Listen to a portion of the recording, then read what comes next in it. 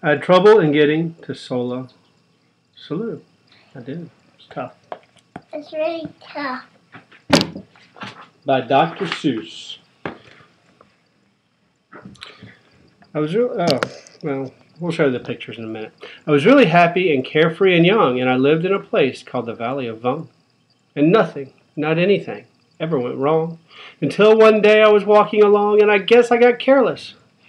I guess I got gawking at daisies and not looking exactly where I was walking. There he is walking, he saw the daisies.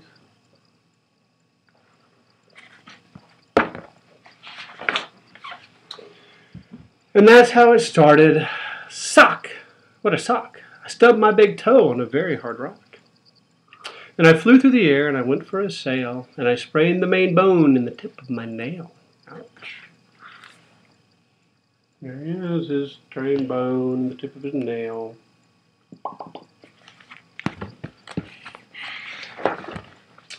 Now I never had ever had troubles before, so I said to myself, I don't want any more. If I watch out for rocks with my eyes straight ahead, I'll keep out of trouble forever, I said.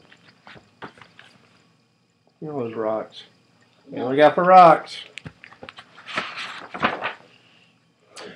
But watching ahead, well, it didn't work. I was watching those rocks, and I felt a hard jerk. A very fresh green-headed Quilligan quail sneaked up from in back and went after my tail. And I learned there are troubles of more than one kind. Some come from ahead and some come from behind. So I said to myself, no, I'll just have to start. I'll be twice as careful and I'll be twice as smart. I'll watch out for trouble in front and back sections by aiming my eyeballs in different directions. I found this to be quite a difficult stunt, but now I felt I was safe, both in back and in front. The new troubles came from above and below, a scritz in my neck and a skrink in my toe. And now I was really in trouble, you know, the rocks and the quail and the scritz and the skrink. I had so many troubles I just could not think. There I was, all completely surrounded by trouble, when a chap rumbled up in a one-wheeler wubble. Young fellow, he said, what has happened to you? Has happened to me and to other folks too, so I'll tell you what I have decided to do. I'm off to the city of Solla, Sollew, on the banks of the beautiful river Wahoo, where they never have troubles, at least very few. It is not very far, and my camel is strong. He'll get us there fast, so hop on. Come along.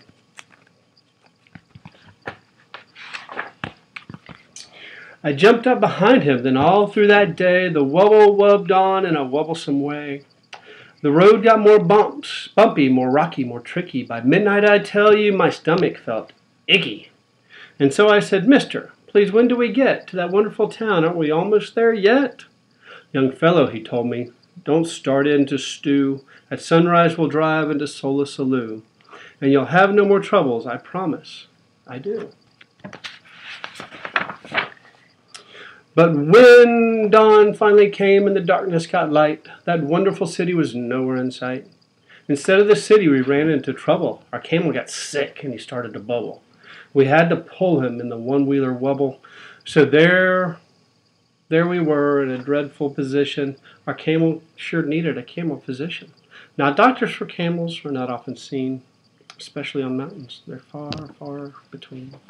But we pulled out that old wubble and set out to find some doctor while dragging our camel behind. I pulled and pulled and pulled. Then the next thing I knew, I was pulling the camel and wubble chap too. Now really, I thought, this is rather unfair. But he said, don't you stew. I am doing my share. This is called teamwork. I furnish the brains. You furnish the muscles, the aches and the pains. I pick the best roads. I tell you just where to go. And we'll find a good doctor more quickly, you know. Then he sat and he worked with his brain and his tongue, and he bossed me around just because I was young. He told me to go left, and he told me to go right. And that's what he told me all day and all night. Next morning we located Dr. Sam Snell, who knew all about tonsils and camels as well. Our camel, he said, had a bad case of gleeks and should lie flat in bed for at least 20 weeks. I was tired, how I wanted to crawl in that bed, but the wobble chap sent me away and he said, "Your troubles are practically all at an end, just down that hill and around the next bend. And you'll come to the Happy Way bus route, my friend. The Happy Way bus leaves at 4:42 and will take you directly to Sollew, on the banks of the beautiful river Wahoo, where they never have troubles, at least very few." That's broken. Yeah, it's broken, huh? No, Well, the bus stop was there, and that part was just fine, but tacked on a stick and a very small sign saying, "Notice to passengers using our line, we are sorry to say that our driver Butch Myers ran over 4 nails and has punctured all tires. So until further notice, the 442 cannot possibly take you to Sollew. But I wish you a most pleasant journey by feet," signed Bus Line President Horace P. Sweet. So I went on by feet thanks to Horace P. Sweet, and that Horace P. Sweet almost ruined my feet. 100 miles later, my feet were so sore. Then wouldn't you know it, it started to pour. I was drenched to the skin when a chap in a slicker splashed up and he yelled, "It's the midwinter jicker. The midwinter jicker came early this year, and it's not going to be very comfy round here. Any fool would get out, so I've packed up my things, and I'm off to my granddaddy's out in Palm Springs. Take cover," he yelled. "Use my house if you wish." Then the chap in the slicker splashed off like a fish. I ran to the house. I fell in a heap. I needed my rest, but I just couldn't sleep. Did you ever sleep when your feet were like ice, with a family of owls and a family of mice? I listened all night to the growls and the yowls and the chattering teeth of those mice and those owls. While the midwinter jicker howled horrible howls, I tossed and I flipped and I flopped and I flepped. It was 5:15, and I finally slept. Then I dreamed I was sleeping on billowy billows of soft silk and satin marshmallow stuffed pillows. I dreamed I was sleeping in Sollew on the banks of the beautiful river Wahoo, where they never have troubles, at least very few.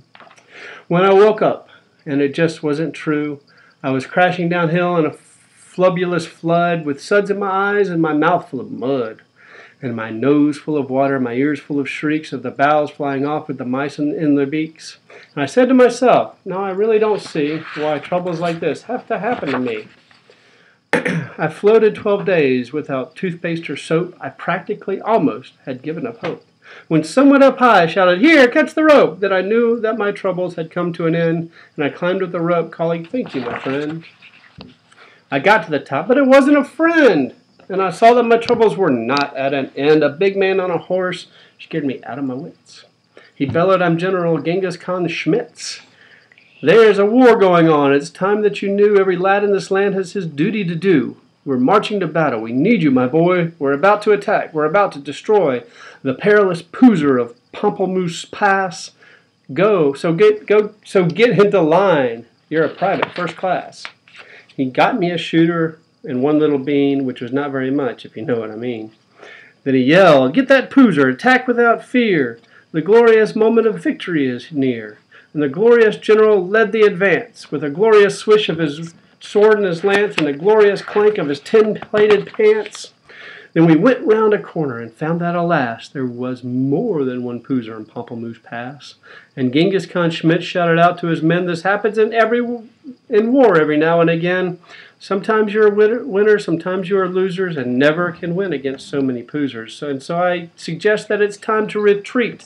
And the army raced off on its tin-plated feet. There I was with more Poozers than I'd ever seen. There I was with my shooter and only one bean. There I was, and I thought, will I ever get through to this wonderful city of Sollew on the banks of the beautiful river Wahoo, where there never have troubles, at least very few. I had terrible trouble in staying alive. Then I saw an old pipe that said vent number 5. I didn't have time to find out what that meant, but the vent had a hole, and the hole's where I went. Well, that vent where I went was a sort of a funnel that led me down into a frightful black tunnel. Its trouble down there was a mess, I must say, with billions of birds going all the wrong way. They bumped me with bikes and they banged me with dishes. I ran into ladders, beds, bottles, and fishes. I skidded on garbage. I fell in a horn. Troubles I wished I had never been born.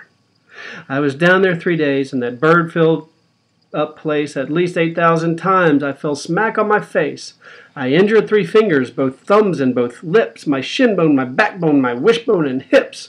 What's more, I was starved. I had nothing to eat, and damp was it damp. I grew moss on my feet. Then, just when I thought I could stand it no more, by chance I discovered a tiny trap door. I popped my head out. The great sky was sky blue, and I knew from the flowers I'd finally come through to the banks of my beautiful river Wahoo. I couldn't be far now from Sollew. There it was with its glittering towers in the air. I'd made it. I'd done it. At least I was there. And I know that I'd left all my troubles behind when a chap at a doorway that shimmered and shined waved me a wave that was friendly and kind. Welcome, he said, as he gave me his hand. Welcome, my son, to this beautiful land. Welcome to my sweet, sunny Sollew, where we never have troubles, at least very few. As a matter of fact, we have only just one. Imagine just one little trouble, my son. And this one little trouble, as you will now see, is this one little trouble I have with this key. There is only one door into Sollew, and we have a key-slapping slippered. We do. This troublesome slippered moved into my door 2 weeks ago Tuesday at 3:45, and then I can't open this door anymore. And I can't kill the slippered. It's very bad luck to kill any slippered, and that's why we're stuck. And why no one gets in and the town's gone to pot. It's a terrible state of affairs, is it not? And so, said the doorman of Sollew, my job at the door here is finished. I'm through. And I'll tell you what I've decided to do. I'm leaving, he said, leaving Sollew on the banks of the beautiful river Wahoo, where we never have trouble, at least very few. And I'm going off to the city of Boo-Ball, on the banks of the beautiful river Woo-Wall, where they never have troubles, no troubles at all. Come along with me, he said as he ran, and you'll never have any more troubles, young man. I'd have no more troubles. That's what the man said. So I started to go, but I didn't instead. I did some quick thinking inside of my head. So I started back home to the Valley of Vung. I know I'll have troubles. I'll maybe get stung. I'll always have troubles. I'll maybe get bit by that green-headed quail on the place where I sit. But I've bought a big bat. I'm all ready, you see. Now my troubles are going to have troubles with me. That's right. My troubles are going to have troubles with me. The end.